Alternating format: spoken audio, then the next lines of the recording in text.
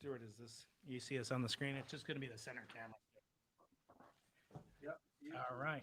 Welcome to a special episode of the Impossible podcast with friends, scholars that I have had on the podcast both multiple times now. Dan Green, professor and colleague here at UC San Diego, and my friend, longtime, most popular by metric, Weinstein, host of the Portal podcast, and of course, physics, who recently had a very popular episode said that we called "Physics is Fine," and it was based on a Twitter thread storm that came out at the end of December, in which Dan highlighted discoveries in physics that had not been really rewarded with the accolade of the Nobel Prize yet, perhaps never, but at least as of the moment, had not been rewarded or with that particular remuneration.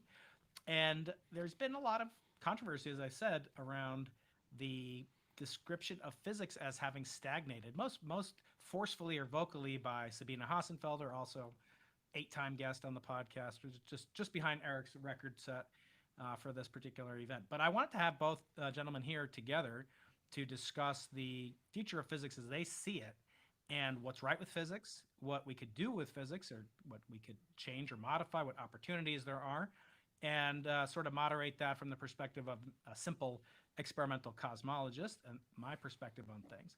So we're going to talk about particle physics, experiment theory. We're going to talk about unification of forces and fields, perhaps, and we're going to have it, as I said, a nice clean fight. We're going to go TOE to TOE. You did it. I did it. I made that joke. You didn't think I would. So I think I'll start with Dan, just to recapitulate from our previous episode that aired last week. You can find it in the channel archives, called "Physics is Fine." What was the motivation for that particular tweet storm? So thanks for having me on. It's nice to get a chance to talk to both of you.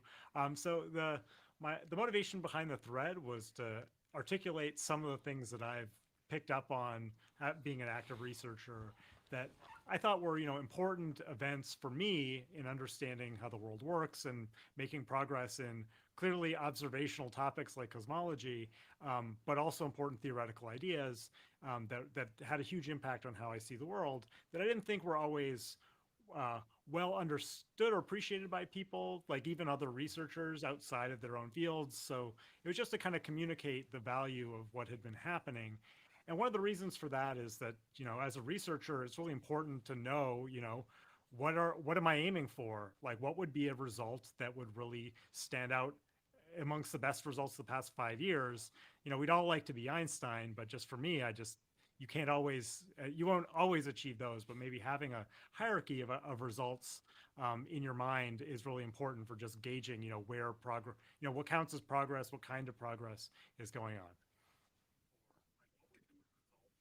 And Eric, you've been interacting. Let me change here. You've been interacting and engaging with this said tweet, and also with our friends Sabina and Martin Bauer, who generously provided a book called Nobel Dreams, which is somewhere around here. What was your reaction to this? You had sort of a provocative comment that we should just get past the point that, yes, there's been a lot of progress in condensed matter physics and theoretical astrophysics, experimental cosmology. What are you most interested in doing to move the conversation forward from your perspective? Thanks for asking. So I'd like to do this in the of the clickbaity kind of thumbnail sketches.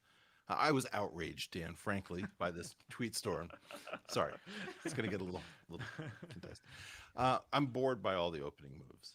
We have a suite of moves where somebody says there's a crisis in fundamental physics, and then somebody mishears it and says, you have no idea what's going on in material science. It's never been a more exciting time. You say, that's not what I said. Well, who's to say what's fundamental? Is cosmology fundamental?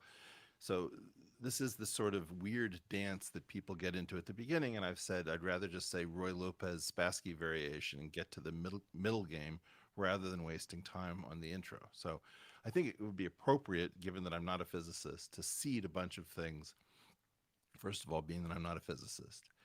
I think that the issue is not about physics in the large. It's really about the sort of core central issue, which people are very squeamish about now because nobody wants to say that any field is any more important than any other, which is ridiculous. there is a central core of fundamental physics, which is the thing that scratches the itch we have when we're not physicists and we want to know, what is the universe? Who am I? Why am I here? How does the world work? What is this place made of? And those questions have stagnated, and I'm sort of somewhat arbitrarily, but not that arbitrarily, tying that to February 1st of 1973 with the publication of the Kobayashi-Muskawa paper, enlarging the Kabibo angle to 3 generations. And I believe there are 8 particle theorists left on Earth who have won a Nobel Prize. Now, that also causes a certain variation in the opening, because somebody will say, well, you seem to be very hung up on the Nobel Prize. It's like, no. Not more than me. But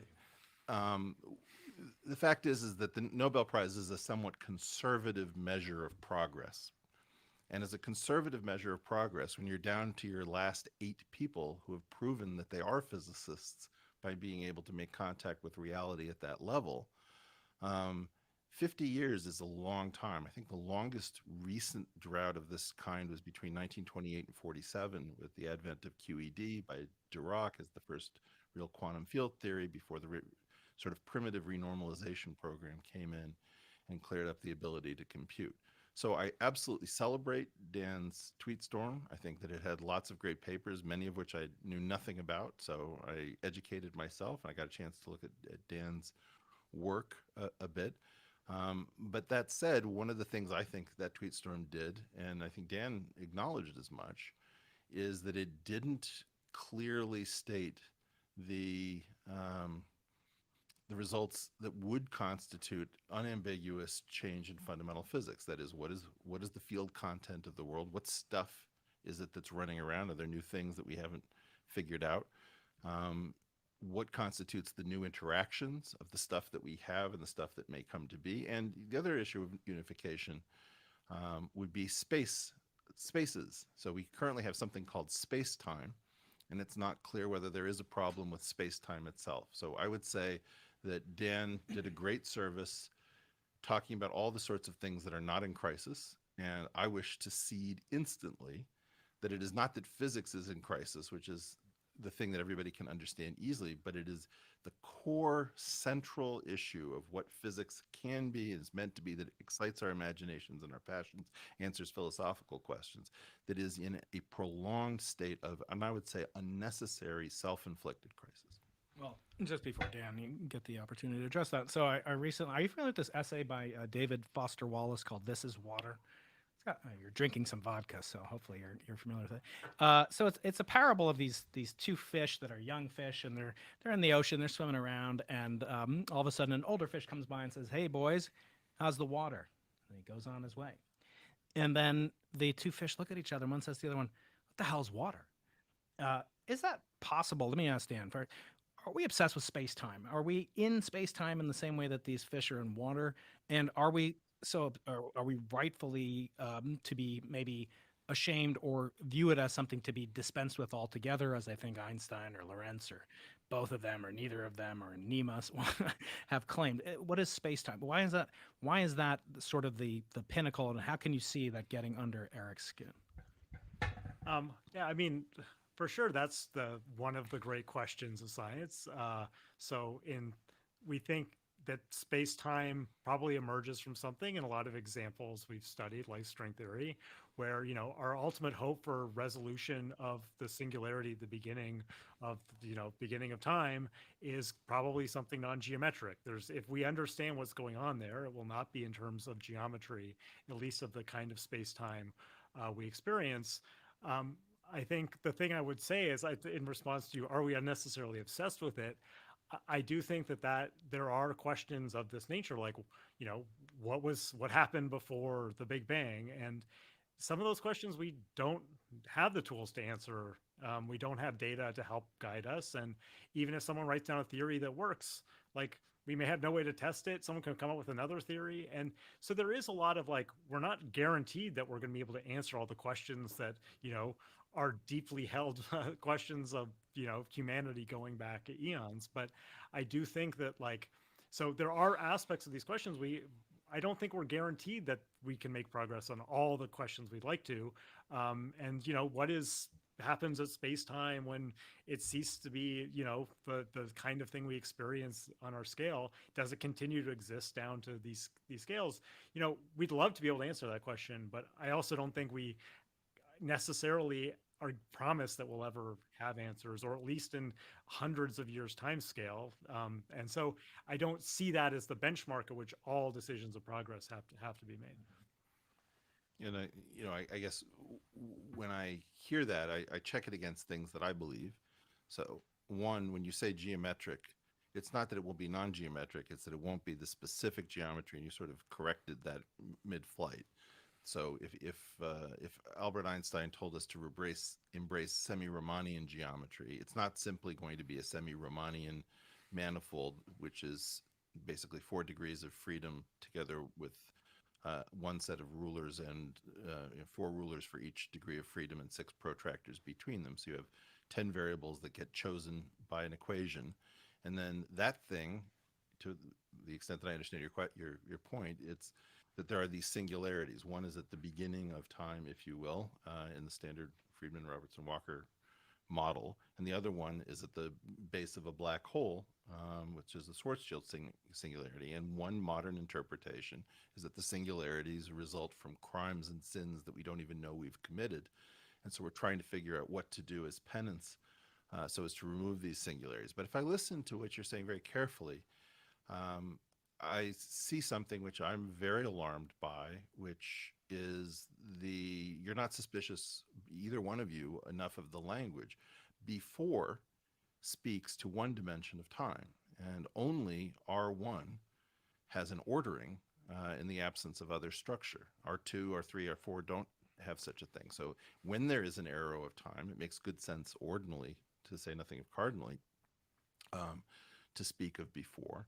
But if the ultimate structure, as I believe, has multiple dimensions of time, you will find that the crutch of saying initial conditions has to be replaced by something like boundary conditions. And in such a situation, one of the things that's really interesting to me is that we have the Lagrangians, the equations, the field content, which is the science, but we also have this way of talking around it. And the way in which we have of talking around it carries a tremendous amount of weight.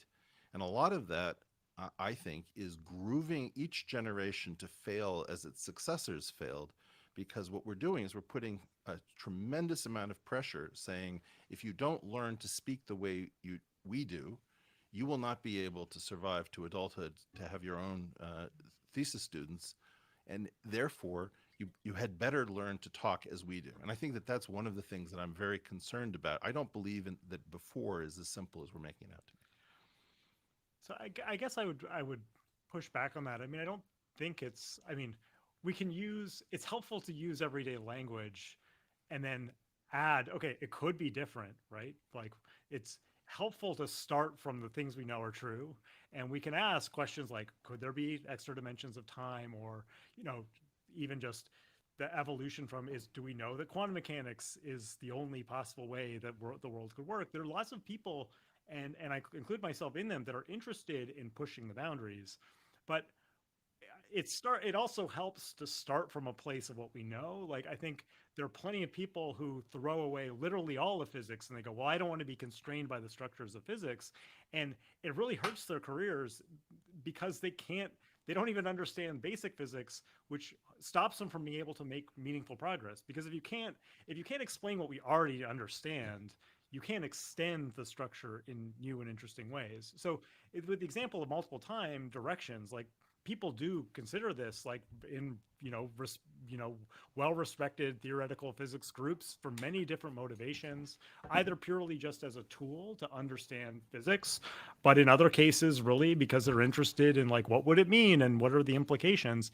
But since we don't, like, all of our life experience is still rooted in one time, like, I think it's still reasonable to say recover that. For sure, you have to recover that. But at the same time, I think it's good to establish that, like, we have a language that works well for describing a lot of the universe, and that we talk about how we break those things in controlled ways. So generalizations of, say, like number of time dimensions, or say changes to the rules even, so we're not even doing quantum mechanics. Like those things are really interesting directions, but they're very constrained because most of them don't even describe daily life in any meaningful way. Like most mutations in biology lead to things getting far worse rather than better. It's a rare mutation that works. But what you've said is not actually true in science. It's often the case that people make huge breakthroughs because they don't understand the errors of a previous generation. So, for example, you had the stray hydrogen atom on the nucleotides that was in all the books in the wrong place. And it happened that Watson and Crick were in an office with Jerry Donahue, who said, all the books are wrong. And if you look in the double helix, it's about, a page and a half or something before Jim Watson figures out the hydrogen bonds that explain the Chargaff equimolar relations. And you have similar things if you were, in the 1940s trying to study electromagnetism and its effect on electrons. You would almost certainly think that it was the electric and magnetic fields that impacted an electron being passed around the solenoid. And surprisingly enough, in the 50s, we learned that there were classical consequences of electromagnetism that we had really wrong, because we put all of our weight, if you will, on the E and B fields of the electromagnetism and not on the electromagnetic force potential, which in fact is something which is not a convenience product meant to recover classical electromagnetism. It in fact has weight, as was shown by Bowman-Aronoff. I mean, I don't disagree with that point of view. I would just say that I don't think there's a lack of contrarianism in the field, and I don't think there's people feel they're unable to take risks. I think the problem is that like there's no if you don't understand the starting point, it's very difficult to take risks that are in a productive way, right? So if I don't understand why we think how the world works in this room, it's very difficult to think, well, what are the limitations of how I break the structures that I understand? So I would say, people understanding, trying to propose, generalizations in all kinds of directions, almost all of them are doomed to fail from the start. And I think many people were like, well, that's, people trying to put unnecessary constraints on me. I'm a free thinker. It's like, no, that's not people trying to put, that's reality putting constraints on you. Yeah. And I think we have to separate. There's definitely sociological challenges for young people to do really creative things, but there's also just reality that presents a real challenge to being super creative. Because I just have a completely different impression of your field from outside, which is people come to me and they say, I can't afford to work on what I really want to work on. I don't believe many of the things that I'm being fed with my mother's milk. I can understand them, but every time I deviate more than a certain amount or in a way that is not thought well of by the community, all conversations die off. I'm cautioned that this is an extremely brave thing to do, in the sense of bravery is stupidity. And I think that what you're saying is a hope and a wish, which in a few cases, I don't want to say that it's 100% across the board, but I do believe that in part, we don't have this freedom in this field, and we don't have the freedom to continue to get engagement from the community, because in general, we get these mega programs that are cropping up. And in the mega programs, there are all sorts of assumptions that have been layered on, which are not proven. And, I would love to apply this rule to some of the major mega programs and say, hey, you're in the wrong number of dimensions, you've got the wrong signature, you've got the wrong symmetries, you've got the wrong field content. And, it becomes this thing where the person then says, oh, no, it's a toy theory. I'm in a small Euclidean number of dimensions with SU2 as the symmetries of the universe, and I'm supersymmetric. I'm doing all of this stuff, which is not the physical world that we live in so far as we understand it. And the idea is that that person is saying, I wish to suspend the normal rules of science because I'm doing toy stuff in order to learn about the structures that are going to elucidate the actual one physical universe that we're in. Now, when you do that, I understand that.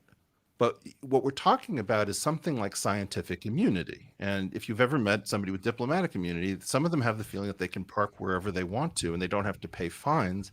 And that they're not subject to the laws of the land that they inhabit. And what I'm trying to say is you cannot have these mega programs uh, casually imposing the strictest expectations on its competitors and then giving itself a permanent free pass to go on for decades and decades about nothing. Well, just to push back with loving respect. So So now that's I have exactly. two actual physicists against one non-physicist. I like my odds. I know, but you're an honorary physicist. I'm sorry. I'm sorry to tell you, you're an honorary physicist. So you're taking basically the opposite point. If I'm wrong, correct me. But of this guy up here, not Weinstein, but Einstein. Who never thought any of his predictions would be verifiable, and yet they proved to be very, very useful approximations, toy models. Look at Schwarzschild. I mean, we already mentioned the Schwarzschild singularity. That was thought to be, completely impractical, never detectable. Einstein subsequently also disavowed the detectability of gravitational waves, gravitational lensing, and yet it was remarkably prescient in that the toy model works in basically 99.999% of all situations where we could ever hope to apply it. So toy models are extremely powerful, and just to add on to that, you and I were talking before Dan came in about string theory in that very realm. Sometimes it is useful to take and again, I'm speaking as a simple experimental cosmologist, not a theorist, but to take a toy model or take something that we know works in certain situations, like the Klein-Gordon equation, which it doesn't apply, unless I'm wrong, to any real particles, but it is useful to apply in a way of generating other solutions, Well, like it Dirac, sort of does with modifications. with an idealized modification. That's proving my point. It's a toy model. So what's wrong with toy models? We get a lot of mileage out of nothing is them. wrong with toy models. But you're saying that you're being excluded or maybe not part of the physics program unless you engage in something that.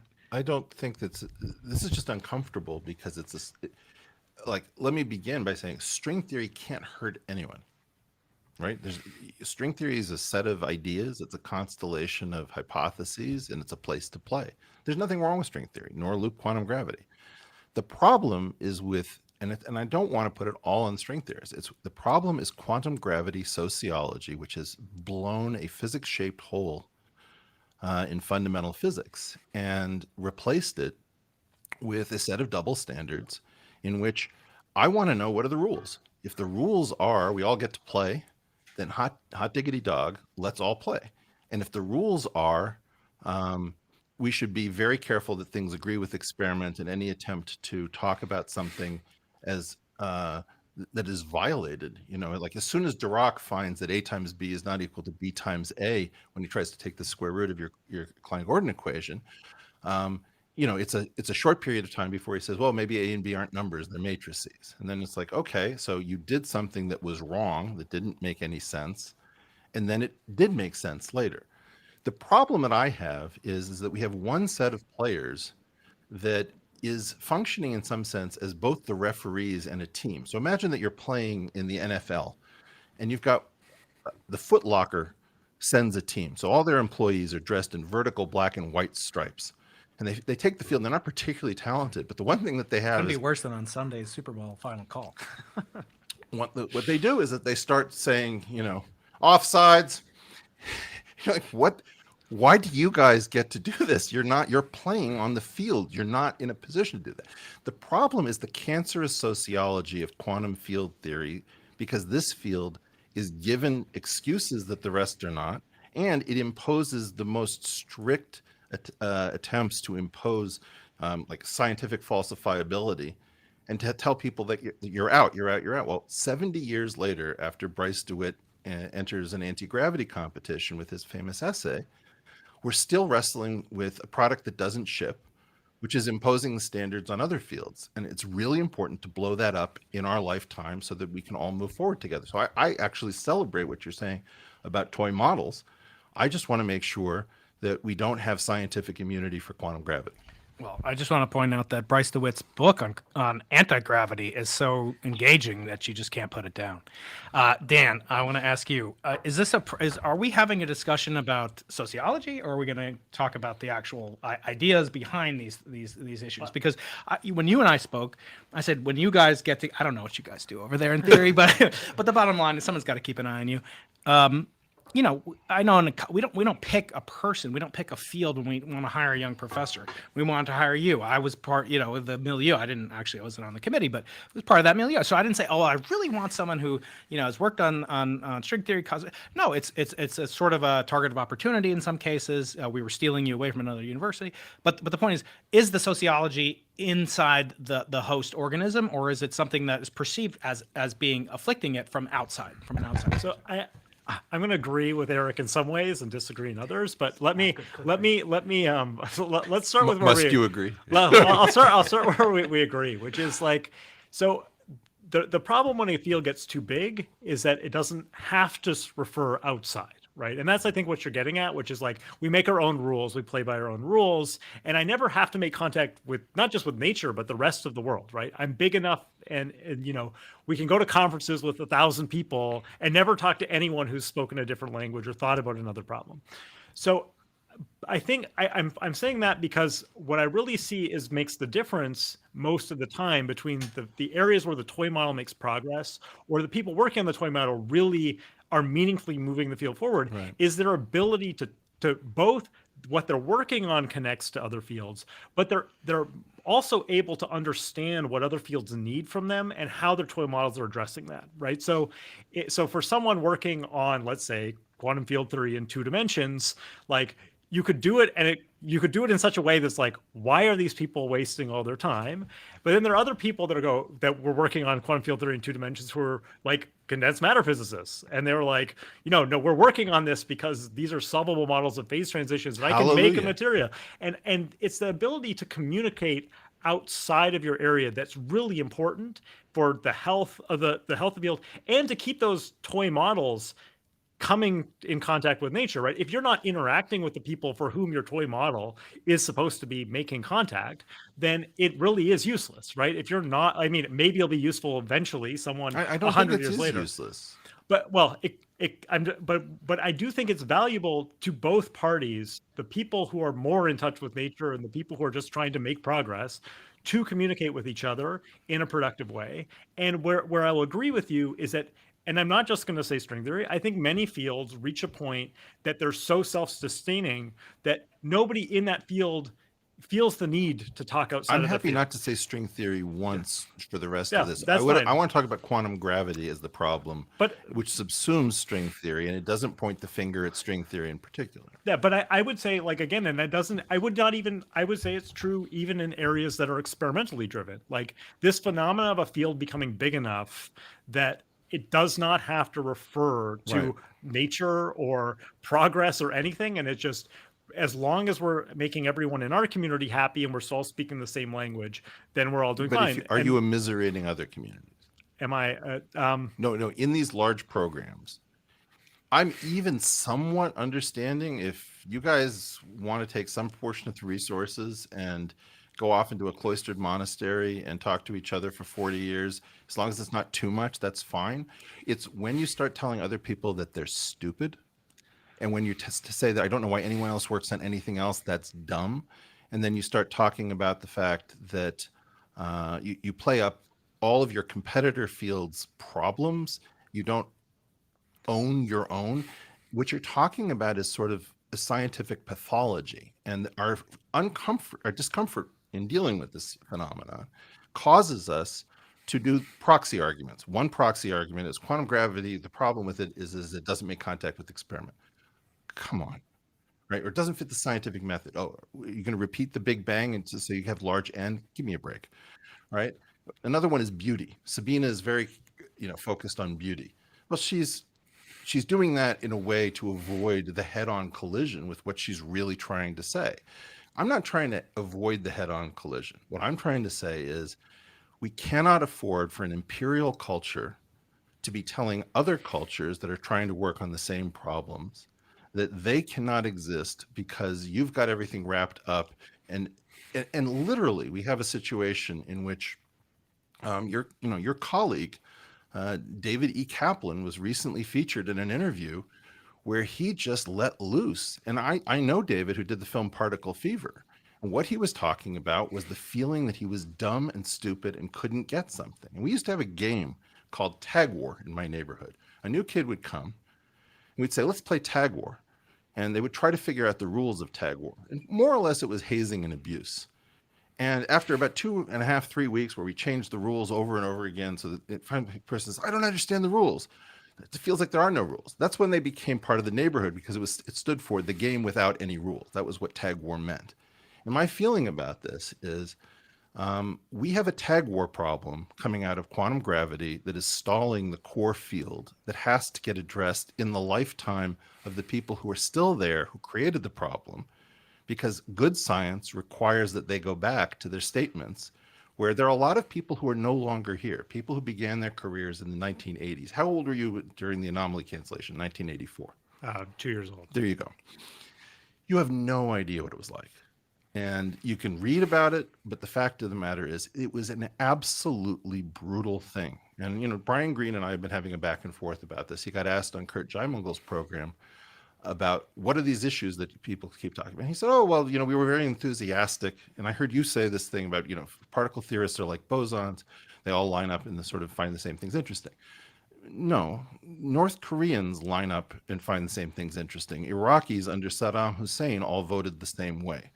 You have a problem, which is why they're behaving like bosons rather than fermions, and why the fermions are being, evolutionary theory has a concept called interference competition, where if you have one animal that tries to keep another animal from being able to get to the salt lick or the water or the food, then that other animal that's being kept from that dies off. And that's how we've lost these people. There are so many theories and interesting people who are no longer with us because of this mad grab for resources, quoting something like white man's burden, manifest destiny. It is our manifest destiny to change the problem. We used to have a concept called unified field theory or unification. That went away, and it got supplanted by something called quantum gravity. And that became the thing that got rolled out through Dennis Overby in the New York Times, repeated in Science magazine ad nauseum, until everyone was brainwashed thinking, the problem of our time is quantum gravity. And it's not. I mean, are you saying we need, literal tribunals to get Edward Witten and Polchinski? Well, we can't get Polchinski anymore, but what is it? What's really bothering you? I understand that these are challenges. It's frustrating to have a field that's had, from one perspective, a lack of progress, but entrenched because of the prestige of the previous practitioners. But again, I like to point this out. In 1859, there was a very bright guy by the name of James Clerk Maxwell who worked very hard and had a successful model of electromagnetic wave propagation that, in the sense that it predicted experimental observables, but it was based on whirlpools and eddies and all sorts of other things to substantiate an ether-like material for it to. So he was right for the wrong reasons, or wrong for the right reason. Galileo, same thing. He thought the tides were caused by the Earth's rotation. They're really caused by the moon. So in other words, why is it so important that we punish Edward Witten? I mean, I would It's like not to a be question of punish. Maybe Edward Witten has something to say about this behavior. And I would love to hear Qumran and Brian Greene and Lenny Susskind, as well as Natty Seiberg and Eva Silverstein. It would be great to have these people in a dialogue. Natty Seiberg said something. He said, string theorists are very arrogant. If somebody comes up with something that makes progress that isn't string theory, we'll just say it's string theory. And I'm like, no, there's a concept called mustn't. You don't get to do that stuff. You're in the wrong field if that's how you feel. And I know Natty, we have a cordial relationship. You don't get to play that way. You don't get to call people stupid unless you're going to back it up, or it can come back at you. I mean, I would be happy to talk to Lenny Susskind and talk to him about all the people he's insulted over the years, because he's very open about it. He's not hiding it. And just say, you're an old man. You're at the end of your career. How'd it go? What happened? Did you make the progress that your friend Feynman made, or Murray Gell-Mann, or any of the people that you knew from a previous era? And my feeling about this, pardon me? That's a very high standard. Let's talk about, the A team, the Institute for Advanced Study, at some point recently had Robert Dygraff, a string theorist, as its director, Natty Seiberg, a string theorist, Edward Witten, Juan Maldacena, and then Nima was sort of off a little bit in non-necessarily quantum gravity land. That's an enormous investment in quantum gravity. And the problem that I'm having with this is, Dan Friedan, a prominent quantum gravity researcher, talked about this openly. He said science only works when we actually go back and look at how we've behaved and t- confront our own failures. This is the same thing with the bootstrap method. I feel like what we're doing is we're living the Jeffrey Chew nightmare all over again.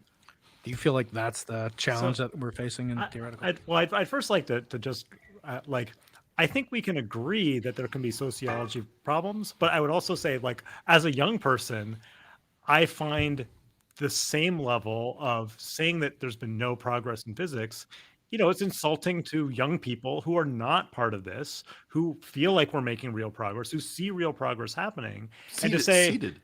but at the same time, if you're going back to like a much older generation, and you're saying, and we're painting everyone who's come back in the past 40 years as being complicit with this, and we can't think for ourselves, and we're being influenced by it, and it doesn't make it easier for us to go off to just say we've made no progress. Doesn't help Right, you don't it wanna easier. disavow them. But that's a total mischaracterization. I mean, it's just I've never said anything so simplistic in my life. What I've said is, when you try to say that you're going to quantize gravity, what you're talking about is quantizing geometry. And what happened was the most romantic backfire possible in the sciences is that you instead geometrized the quantum. And the great legacy of these people is that they figured out that quantum field theory really has nothing to do with physics. Physics, as we understand it, the physical world, is one input to the quantum field theory machine. Quantum field theory is really about waves on waves. And that happens in cobordism theorem and algebraic topology. It happens in conformal theory that has nothing to do with the physical dimensions and realms. What we found out was fascinating because, in fact, it backfired. And there's nobody who would like to celebrate all the good that Digraph and Natty and Ed and company did in this story, including the celebration of the toy models. The problem that I'm having is that they reordered the field. I mean, this is a book that I keep very close to me because it's a conference that happened at the exact moment before the anomaly cancellation. And Murray Gell-Mann gave a keynote address at Shelter Island 2, the conference that was supposed to recapitulate the 1947 conference that got physics back on track. So they're trying to get back the magic. And he says, as usual, solving the problems of one era has shown up the critical questions of the next. The very first ones that come to mind looking at the standard theory of today, he's talking about the standard model, why this particular structure for the families, in particular why flavor chiral with left and right-handed particles being treated differently, why three families, that's a generalization of Rabi's famous question, how many sets of Higgs bosons are there in the standard theory, and why SU3 cross SU2 cross U1, why those symmetries. Now, in all of those cases, those are classical questions. And what you see, and the reason that it's important that your generation know its history, is that one of the things that happens in marketing is that you have a product and you have to create a problem so that your product fills that hole, right? And this is what happens with the 76 trombones in The Music Man, right? You've got a problem and it's pool, and the solution is music. And okay, what these people did to the field was that they reordered our concept of what our principal problems were around the problems that they thought they were most likely to solve.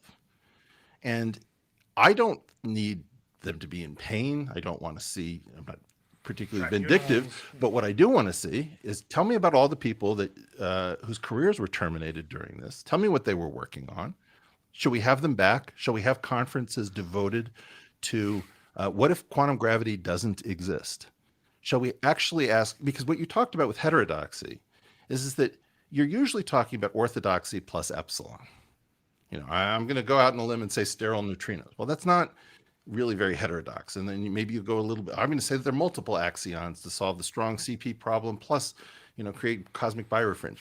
Whatever these things are, they're not really what we're talking about in terms of heterodoxy. And it's very important to either impose these rules on this group of people or to relax the rules for other people so that we can have truly different ideas, because I think that we will probably find that over the last 50 years, there were many ideas that will fall into the final theory that were pushed aside into the dustbin by this group. I mean, again, I want to take it back to what I think is certainly not to invalidate anything you've said, Eric, but I think that might be parochial to the extent that it may involve certain members of the community who aren't affiliated with these three-letter organizations like IAS or MIT or what have you, NSA. But I think what's more interesting, and Dan is free to opine any way he likes and respond to you. But the point, I think is how many flowers should be blooming right now. I mean, you mentioned a couple of different alternatives of loop quantum gravity and other things. At what point would you have to say the portfolio should be fully diversified, and then we should actually devote equal amounts of Nobody's attention? saying that, Brian. Right, but I know. But now you're saying, well, we should have hold these people to account. Well, first of all, I mean, correct me if I'm wrong, but I don't think Edward Witten's published something on string theory in a decade. I mean, the last thing I saw is he wants us to go visit a black hole to see if there's a 1 microsecond time delay at the edge of 5 AU or something like that. I don't know to what extent he's still holding sway over the field that you're in. Eva is actually much younger. What and did Kuhlman say? What would Qumran say? Yeah. He was on the podcast 2 years ago, and I confronted him, as all podcasters are legally obligated to do. And I said, what about this claim that there's been no experimentally falsifiable things predicted by string theory? He said, oh, no, you're wrong. And you can go back and see this episode. But didn't you ask about what he wanted on his tombstone? Oh, well, what do you want on his tombstone? Yeah, that and Michio Kaku. Very similar answers. The equations of string theory, right? So, but let me just finish. One thing that he did say is, well, no, it's not true. String theory does predict the mass of the electron shall be between 10 to the minus 35 Planck masses and 10 to the minus 1 Planck masses. And yeah, that sounds all funny. We can laugh about it. But in logarithmic space, it's not terrible. I guess the point being, to what extent were something like loop quantum gravity, which many people, including my friend Carlo Rovelli, who's been on the podcast many times, he has said that, yeah, there are challenges. There are experimental falsifications of some of the claims of loop quantum gravity, in particular for propagation velocity versus electromagnetic frequency of distant quasars. But the point I guess I'm trying to make is, if you were the director of the IAS, you clean house. Is it really? I mean, would string theory have just yes or no, simply yes or no? Would string theory have a place in there? Yes. Would loop quantum gravity have a place in there? Would geometric unity have the I don't think primary we need to position? worry about permanent positions. I think that the key issue. I mean, let me just say some things that people won't associate with me. In general, the string theorist part of the quantum gravity, I have to use string theory there because they're smarter, and that's uncomfortable. But they're really, really smart, and they're really, really good at quantum field theory, and I see that, and I'm happy about that. What's more, many of them are really good at geometry, and it's incredibly impressive. And I think that it does wonderful things for the field to have progress going on in the gym on the treadmill when you're not actually running a marathon. So in a certain sense, in that particular sub-community, people are in extremely good shape. It's like generals who've been playing war games for 50 years because there were no war games to fight. They have a distorted sense of what being a general actually is because they haven't seen action. But I would never want these people driven out of the field. I don't know anyone I praise as much as Edward Witten for his contributions principally to geometry and to the structure of quantum field theory, although not the quantum field theory that we seem to live within. So I don't think that that's really the argument that I'm making. And I think that part of the problem is that this is a very clickbait thing about, string theory is BS versus no, string theory, the power and the glory of string theory. It's of no interest to anyone. What you said about loop quantum gravity, though, was interesting. I asked Lee Smolin about this, who's a friend. He says, yeah, the original hope for loop quantum gravity is not realized. Without other ideas, this does not work. It doesn't carry the day, and it doesn't behave as expected. Now, say what you want about Lee Smolin, and I'll be honest, a lot of people in that other community in quantum gravity say incredibly negative things about Lee Smolin, but he behaved properly. There's no need for a tribunal when a leader of the field says, you know what, we were exuberant, and they were exuberant. We were optimistic, they were optimistic, but they didn't go about with this manifest destiny nonsense.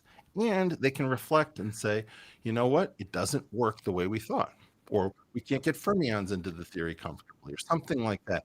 And I really think that we have to understand the difference. The ethics in loop quantum gravity are much better than the ethics in its competitor. Well, I mean, again, I think where I push back is just I think you're often identifying understanding quantum field theory with doing quantum gravity research. And for me, like I would say the young people in the so you want the older veterans of the field to say they were wrong, and that No, may no, no, never no, no, no, happen. no. Maybe they're not I think wrong. if you I want taught them to face the okay, issue. but I think if you talk to the like I think the response you're talking about, which is like, do people see the challenges? I think Right. what a lot of younger people would say the lessons that have been learned from string theory is that we didn't understand quantum field theory well enough to be ready to jump. Like we've learned so many lessons about just quantum field theory that we were kind of out over our skis thinking, oh, we've got this quantum field theory thing Sure. solved. We should be jumping to quantum gravity. And we've learned so much about quantum field theory. And quantum field theory is certainly relevant to, you know, data and real life and cosmology and Right. condensed matter. It covers everything. Sure. It's the, to steal a headline from an article in the CERN Courier, it's the like the theory of theories, right? It like Okay. organizes not just like one theory, but sort of how all theories fit I'm together. sorry, what is the theory of theories? So this was used as a title to an article about effective field theory, I mean, but it was just understand that a lot of what we've been learning is, what is the space of theories that are self-consistent? Like what are the rules?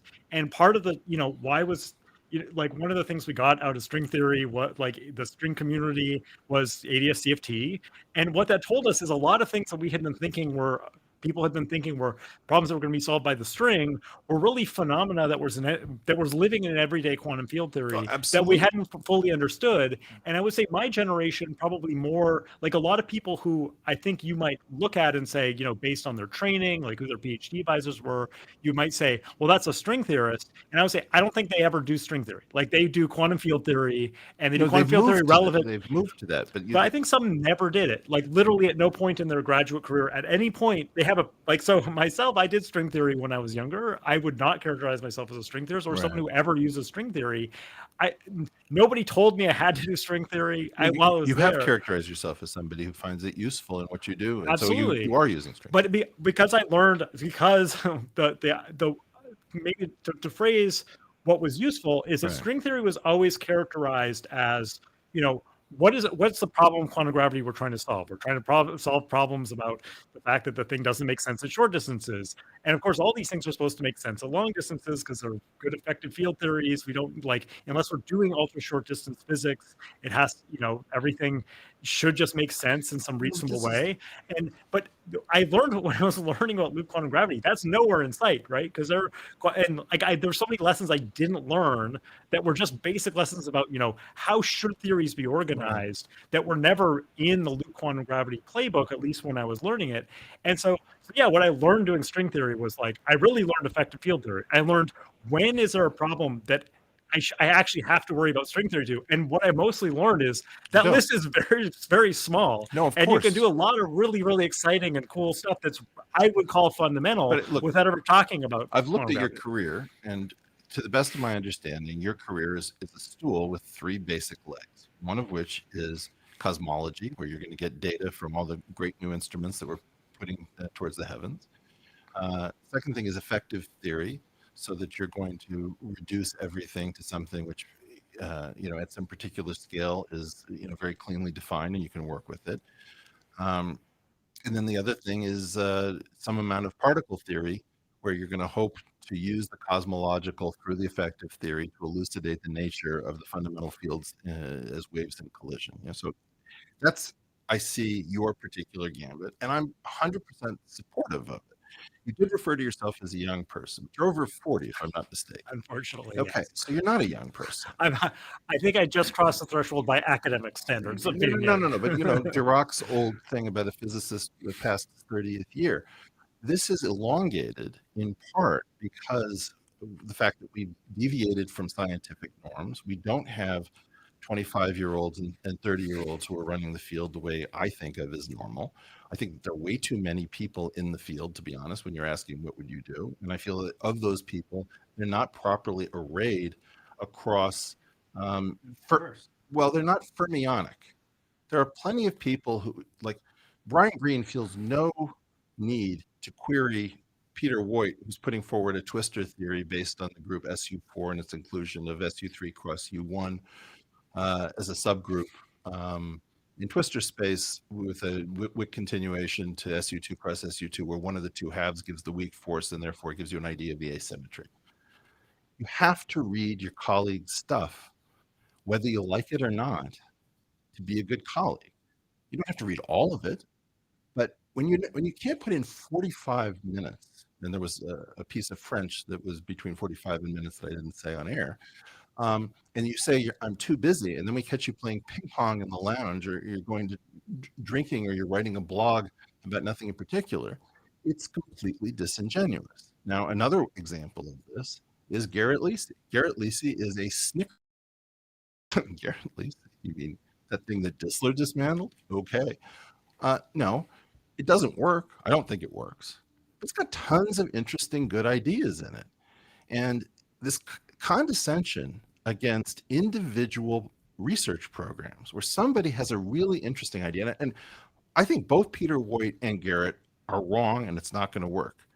But I'll be goddamned if I'm going to stand back and say, because I think I can see why it's not going to work, I'm going to pretend that you have no ideas, and I'm going to slag you behind your back as a colleague, and I'm going to, dunk and drag on Twitter.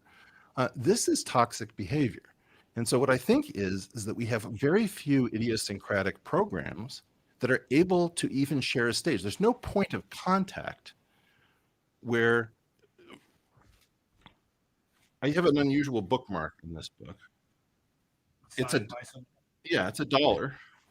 This is $1 signed by Sheldon Glashow, where I won it in a 20-minute discussion in his office, and it took him 27 years to 27. I'm going to turn it into an NFT and make bajillions. It took him 27 years to acknowledge that he'd lost the bet on whether G2 contained SU3. I have no idea why that took 27 years. I like Shelley. We have a good relationship. But the fact is, you can't have people saying, I'm late to pick up my kids. I have to go out to dinner or whatever, and never actually make eye contact with the fact that they're not giving real answers. And by the way, I would love to actually talk physics rather than about physics. But what I'm trying to say is that our meta problem is that with all the money floating around, nobody holds a conference saying, the last 40 years, WTF, with a bunch of different theories. Like, does anybody else have an idea? And I can assure you, I can go, on very large platforms and talk about very concrete ideas. I can try to tell you why I believe that there are 3 generations of matter, why it's chiral, et cetera, et cetera.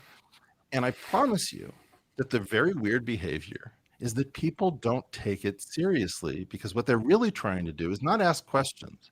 They're really trying to say, how do I make this problem go away so I can get back to the cargo cult science that I've made a career around inside of a large community? That's what's dangerous.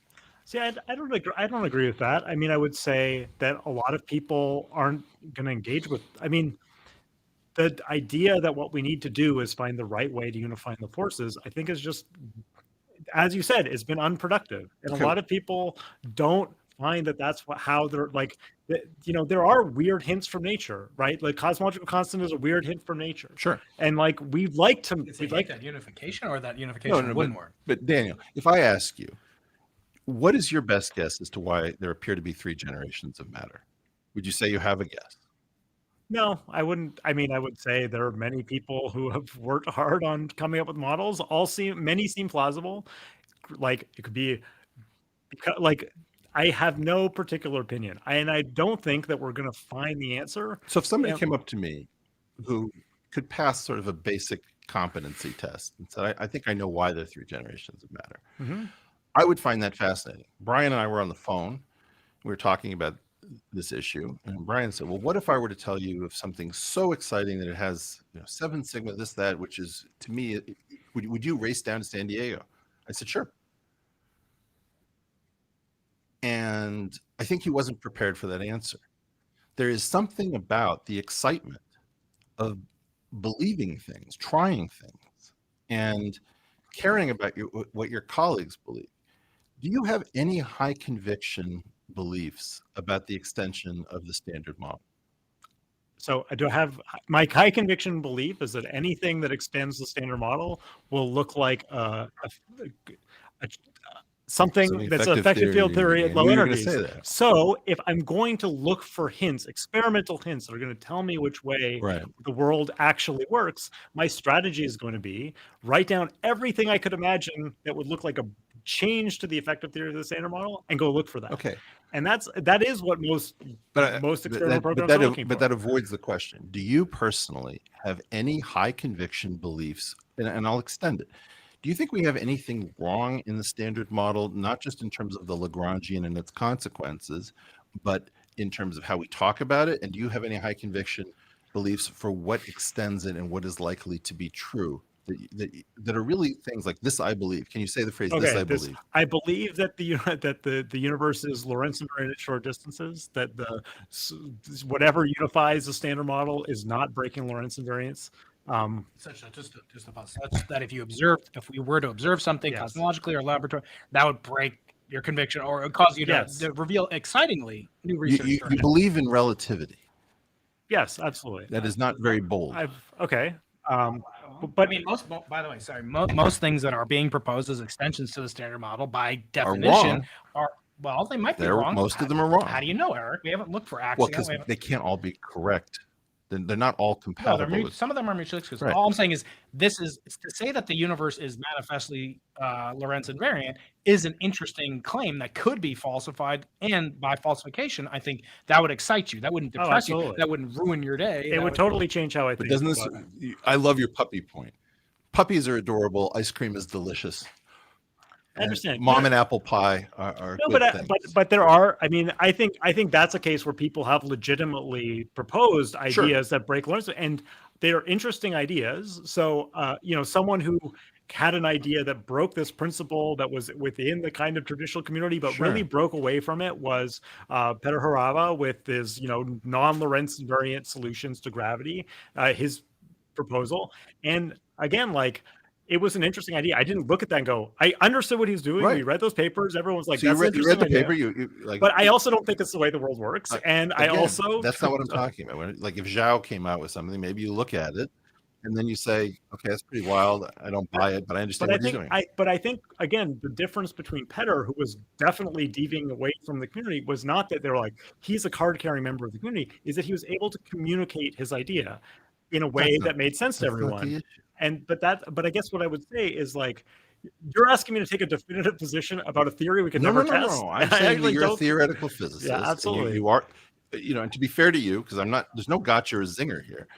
I see you as mostly a cosmologist who is keeping the door open to particle theory through the conduit of effective theory, right? And that may not be fair because I've only been studying your stuff for a day. I understand. I guess what I would say is that effective field theory is life, right? It's life. How everything we organize. It's all we see, right? I'm living here in this, there's not Newton's laws weren't wrong. No. They're just an effective theory relevant to our. If we were to talk about biology, right? So we have the stratification. We have cytology, the study of cells below. Then we have histology, the study of tissues. Then we have physiology above that, and we have the organization and anatomy. And if you stayed down at the level and saying, it would be absolutely irresponsible for us to speculate into different regimes because we understand that we don't actually have information. We've learned the lesson of Ken Wilson very well.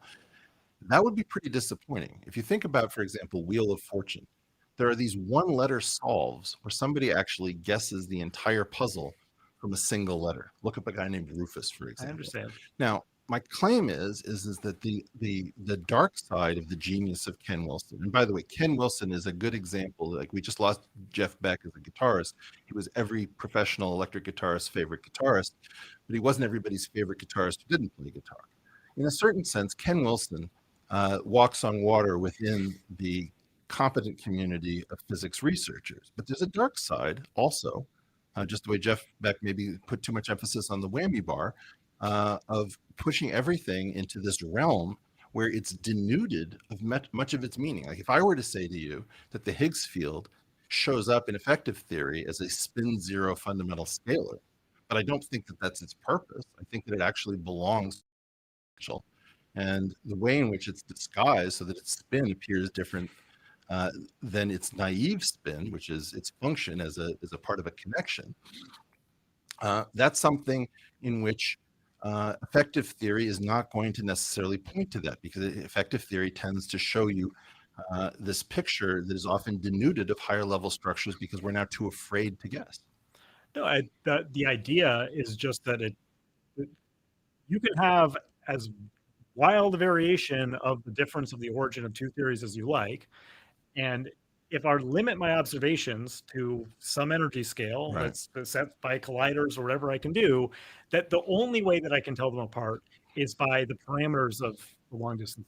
So now the parameters can be really useful hints. So in the 60s, Weinberg guessed at asymptotic freedom, which was that the idea that there were like, the theory is really made up of, quarks and things that look like microscopic particles just bouncing around, even though they live inside a proton. He guessed at this because of the specific relationships between certain of the couplings of, nuclear physics, because we couldn't go and look inside of the proton at that point in history. Right. So it's absolutely true that through this lens, you can discover exactly as you're saying. You can, within this lens, say, there's a pattern here, and I can use the tools at my disposal to say the only way to get this pattern points at some deeper structure. So that's exactly what we do. So, for example, why proton decay experiments were so exciting, because even though they're low energy experiment, they would tell us about physics at very high energies because we only know a few ways to create proton decay. Or this is why people are really excited about neutrino masses, because neutrino masses hint at something going on at extremely high energies that we'll never ever be able to probe in the lab. But if you don't kind of, on the other hand, like if I write down a theory that only changes the gears of how the universe works on some scale that I can never observe, my only hope is to see it through the pattern of Yeah, what's but going then on. you're mislearning the lesson of the baryon, which is that the baryon isn't encoded into the Lagrangian, the quarks are, but that uh, I don't even know if we're allowed to say infrared slavery with new physics conscience, but the issue is that protons and neutrons are not what is seen in the Lagrangian. You have to actually unpack them, unpack the fundamental constituents to get the observable constituents. Now that lesson, when overlearned, which is what I'm concerned your community has done, becomes inhibitory. And everybody gets enervated because nobody wants to be the fool who didn't learn the lesson of effective theory and renormalization. And that's what's concerning me is that in general, we have a group of people who are incredibly worried about their union card and being respectable. And when they're heterodox in the most mild and unhelpful way, particularly if you have a metastable state where small perturbations don't work out very well. And so in all of these situations, when I try to engage you in terms of, do you want to actually talk physics on a podcast? We always talk around physics, we talk about physics, but we don't actually say, well, what do you believe? What do what are the high conviction bets? And I'll say something more. I think you're an extremely good scientist. I've read some of your stuff. I don't aspire to be focused on good scientists because I believe that we have a confusion that great science is just good science turned up to 11. And I think if I had this conversation with Jim Watson. His basic point was Watson Crick were not good scientists in Jim's view.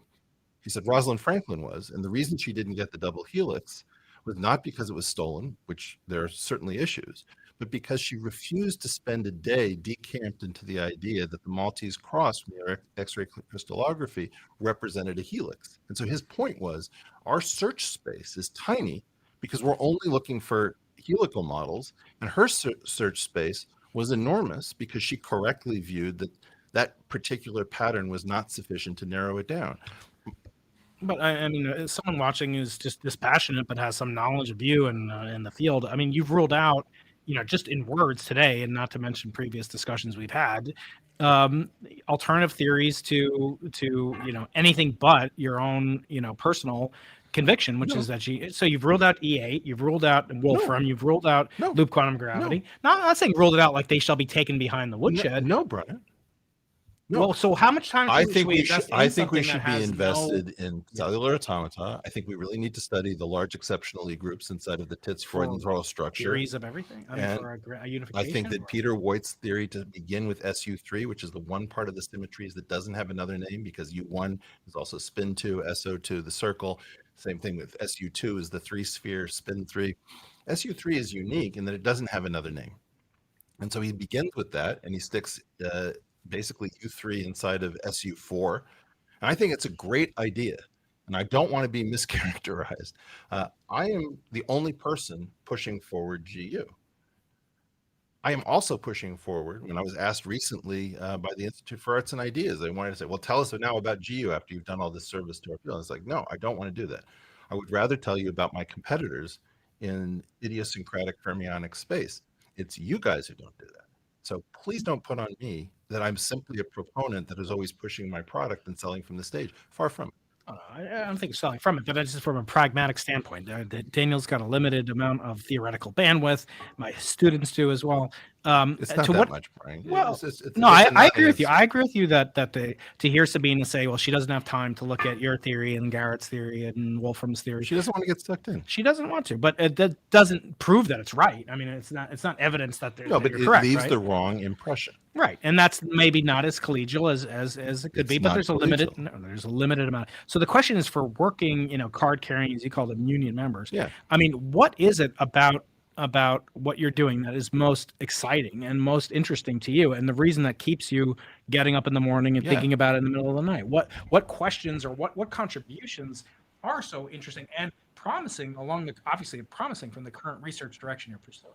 Okay, so I mean, what have I spent the past 2 years working on is trying to understand de Sitter space. Now, de Sitter space seems to be the universe we live in. It's also What do you mean by that? as in the expansion of the universe right now Is approximately. it's approximately de Sitter. Okay. So But there's a big difference. okay, yes, but at the level of approximation that the universe we live fair in enough. seems to be de Sitter, we did not understand how to calculate things in de Sitter. And there are people who claim that, de Sitter was fundamentally unstable because of various things that they couldn't calculate. And this proved that, it's impossible to have a positive cosmological constant for this reason or the other. And so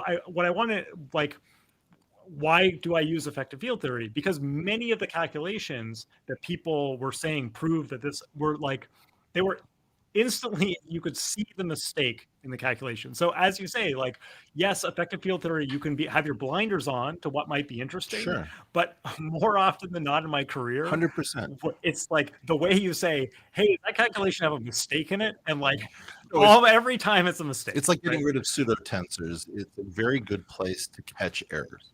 Absolutely. So I am in no way saying it's not interesting to think about things that, yeah, I'd be the first person to be excited about a thing that doesn't look like it lives in effective field theory, right? And so that would be awesome. And I have friends who, explore, modifications to quantum mechanics, and maybe that means, or things that look like they violate the rules. Those are extremely exciting and interesting things that people do seriously consider. But again, if you don't start from, but if I have a theory that fits a set of rules, it has to follow the structure. Right. More often than not, you just do calculations wrong, right? And it's like, yeah, you spend 5 years doing calculation, or in some cases in this interspace, it was 30 years where people calculated things over and over again and literally learned nothing. There's tons of calculations and we learned no lessons from it. And the part of the point of effective field theory is that it just organizes what are interesting calculations, Sure. what the answer should look like. And if something violates effective field theory, then at least you can go where was the step that violated the rules? And if none of the steps violate the rules, then you've got a problem. And so what I would say for me, what's the ultimate goal of understanding de Sitter space? It is getting back to what did the beginning of time look like? What is the space? What are the space of possible universes? And is the multiverse a well-defined thing? Does it even make sense? These are 100%. questions that are enormous, but we can't answer.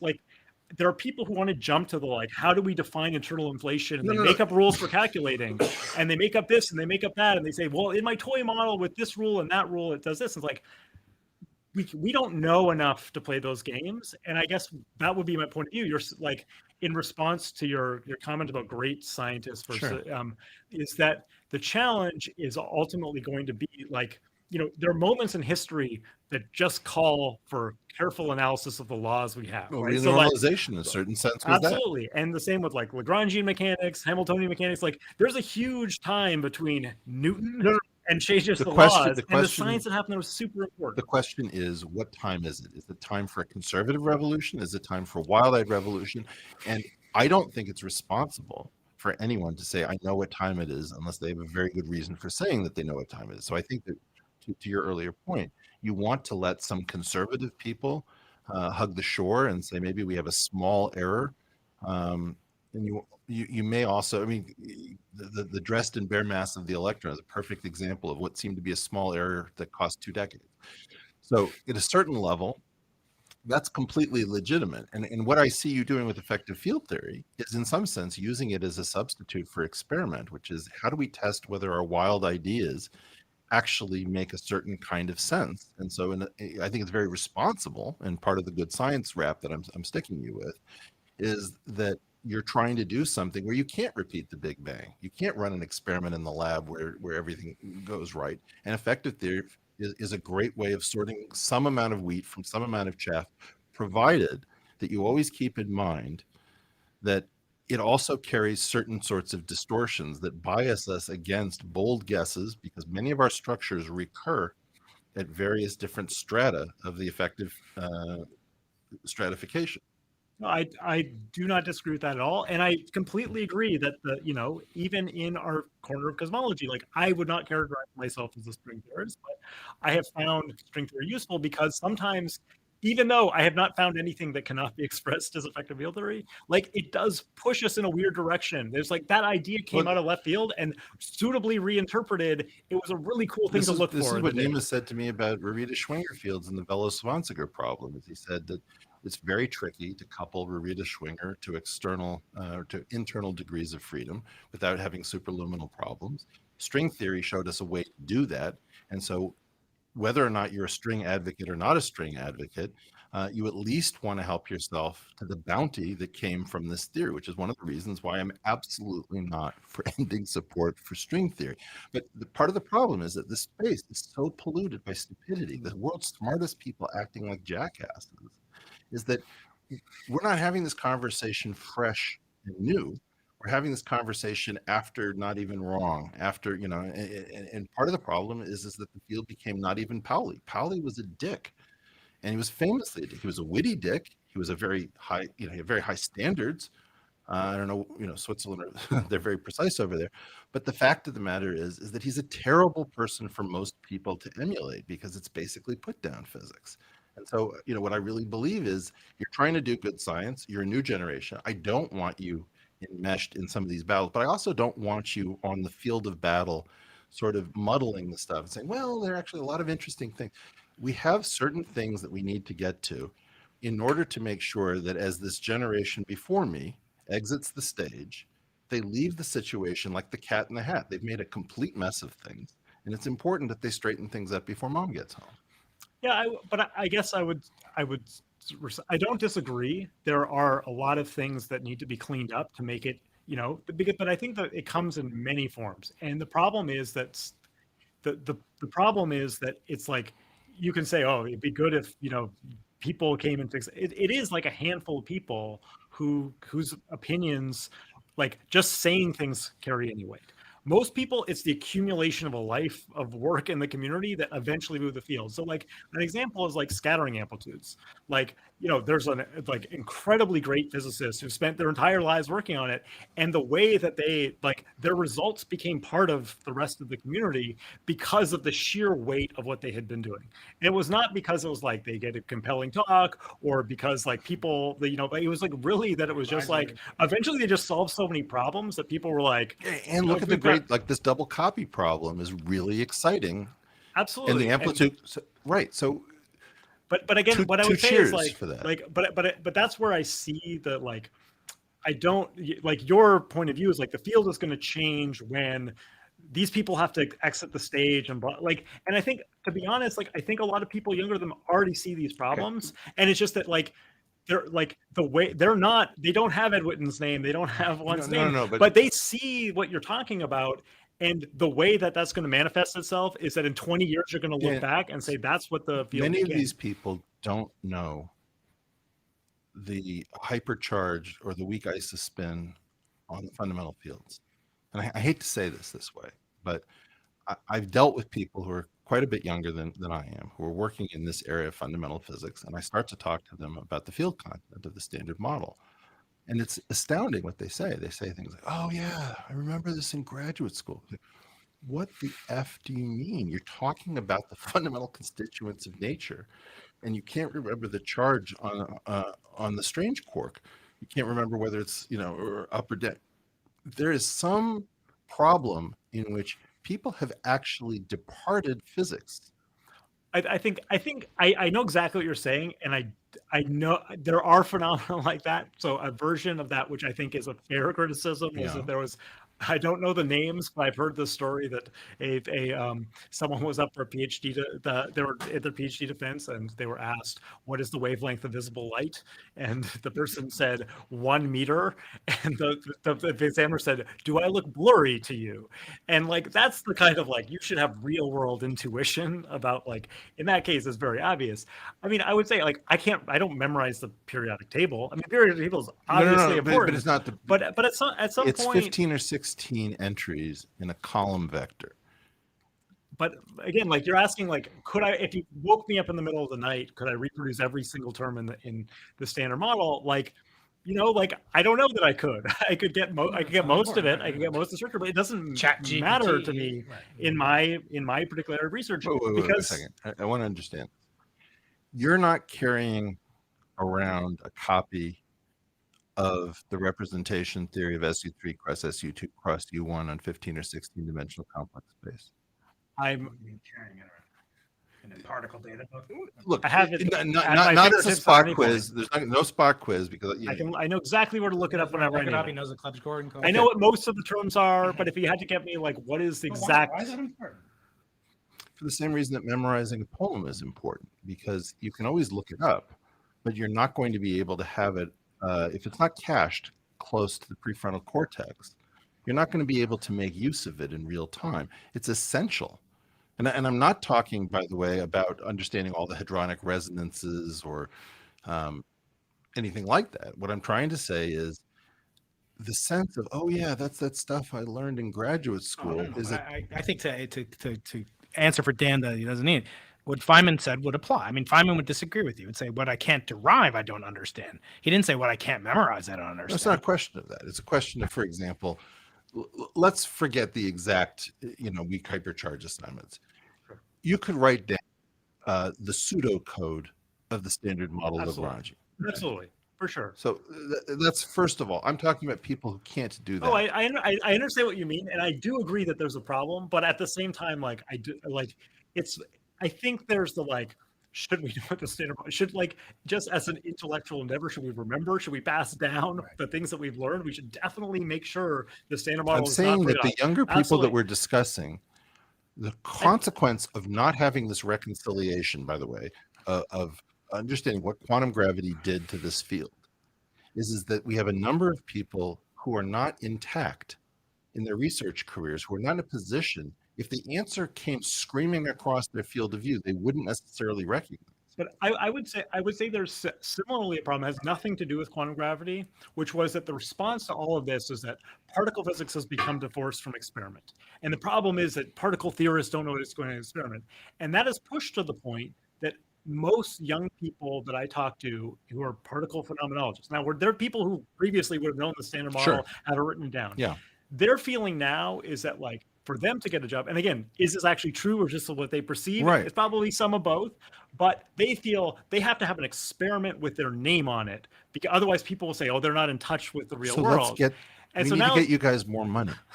That would be fantastic. No, that's what we. Look, but I always say what we need to do is to give my detractors, my people who are not critics but actually assholes, more money, because what you're seeing is the dynamics of Hunger Game mentality inside of physics. And as a result of this, we're not able to behave constructively. We're not able to behave collegially.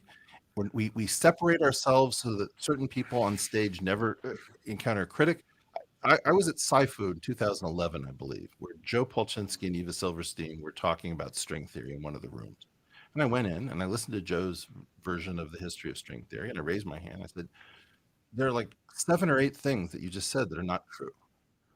And I went through them, and Joe, to his credit, said, yep, that's fair. Yeah, that's true. That happened the way you said it, not the way I said it.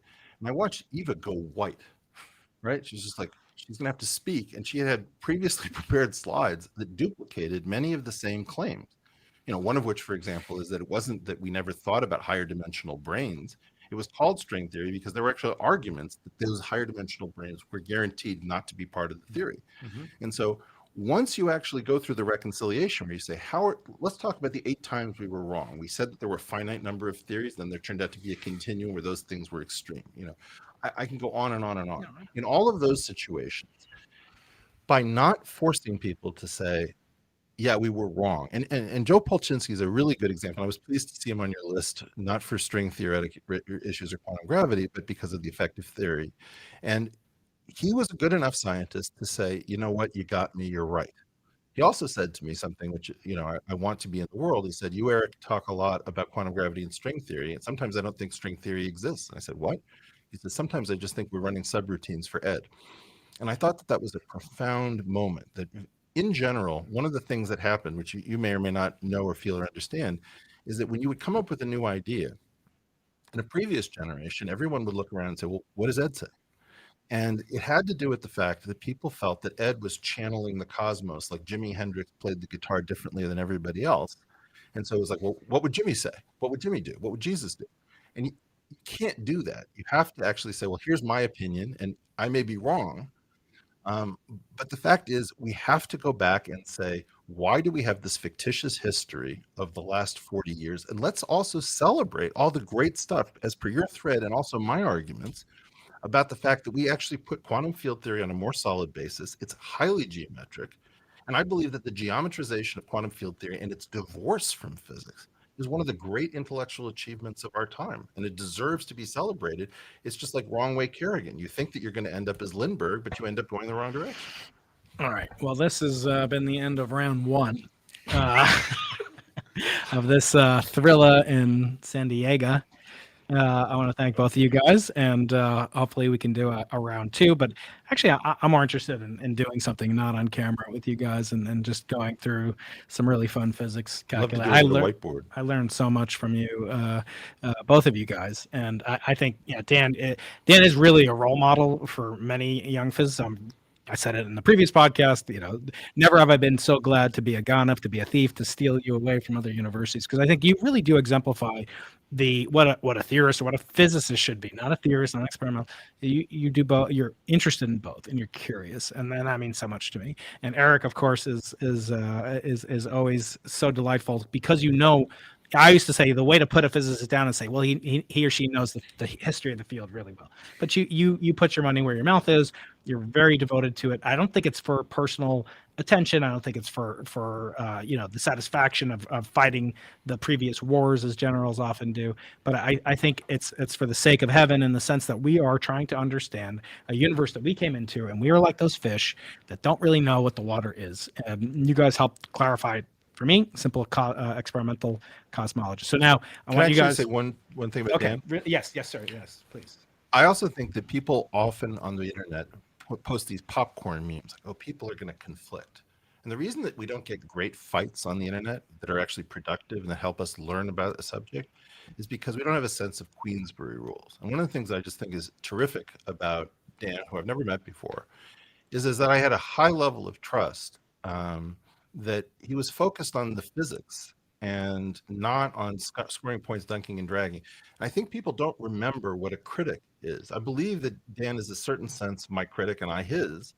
But the point is not to blind him or do small knuckle manipulation. Iron Sheik jumping right. Turnbuckle. Right. The key point is, if you want really good conflict, you have to establish Queensberry rules by people who are not going to go for the jugular bite off an ear when they're in one of these things.